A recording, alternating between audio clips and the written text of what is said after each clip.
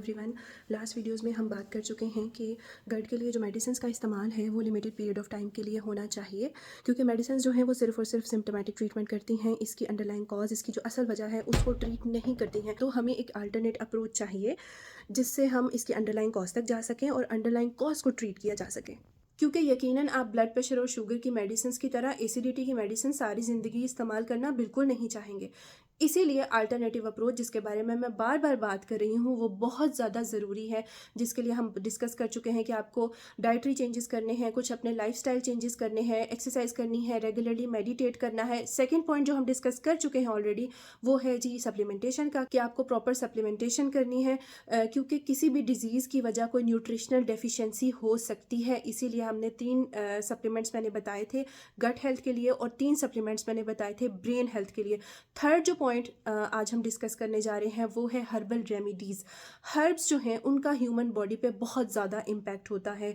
Herbs जो हैं वो हमारी बॉडी को ना सिर्फ नरिश करती हैं, गट को नरिश करती हैं, माइक्रोबायोम को नरिश करती हैं, बल्कि ओवरऑल जो निज़ाम हज़म है उसको बेहतर बनाती हैं। हर्बल रेमेडीज़ की तरफ जाने से पहले एक आखिरी बात जो बहुत ज़्यादा इंपॉर्टेंट है वो ये है कि आपको आप जानते हैं कि आपकी एसिडिटी किस चीज़ से स्टिमुलेट होती है। आपकी एसिडिटी स्पाइसी फूड खाने से स्टिमुलेट होती है। आप रात को देर से खाना खाते हैं, इस वजह से आपको एसिडिटी रहती है रात के वक्त, या फिर आप फ्राई फूड खाते हैं, उससे आपकी एसिडिटी स्टार्ट होती है। आप बेहतर जानते हैं कि आपका स्टिमुलस क्या है, उसे आपने कंट्रोल करना है। नंबर 2, वो लोग जो स्मोकिंग करते हैं, स्मोकर्स तो मेरी बात ध्यान से सुन लें कि अगर आपको एसिडिटी है ना, तो आप जब तक स्मोकिंग नहीं छोड़ेंगे आपकी एसिडिटी बिल्कुल ठीक नहीं होगी। स्मोकर्स को तो जो फूड में न्यूट्रिशन है वो भी प्रॉपर्ली एब्जॉर्ब नहीं हो रही होती। अगर वो सप्लीमेंट्स ले रहे होते हैं तो सप्लीमेंट्स भी प्रॉपर्ली एब्जॉर्ब नहीं हो रहे थे। तीसरी चीज़ मोटापा है, और चौथी वो ख़वातीन जो हार्मोन रिप्लेसमेंट थेरेपी लेती हैं, they are very prone towards this gastroesophageal reflex disease.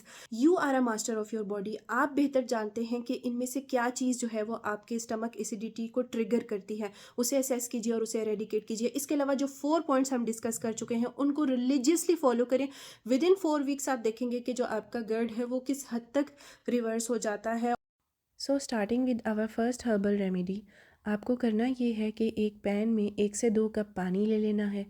इसमें 2 से 3 इलायची डालकर इसको अच्छे तरीके से पका लेना है।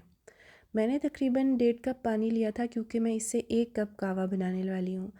आप हर खाने के बाद फ्रेश कावा भी बना सकते हैं और सुबह एक वक्त में 3 से 4 कप बनाकर भी रख सकते हैं।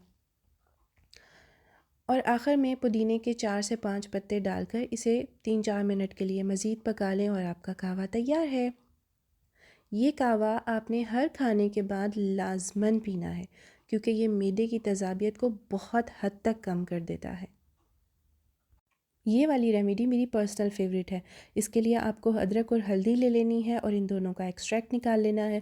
इस एक्सट्रैक्ट में हम थोड़ी सी काली मिर्च लाजमी ऐड करेंगे, क्योंकि काली मिर्च हल्दी को एक्टिवेट करने में बहुत मदद देती है।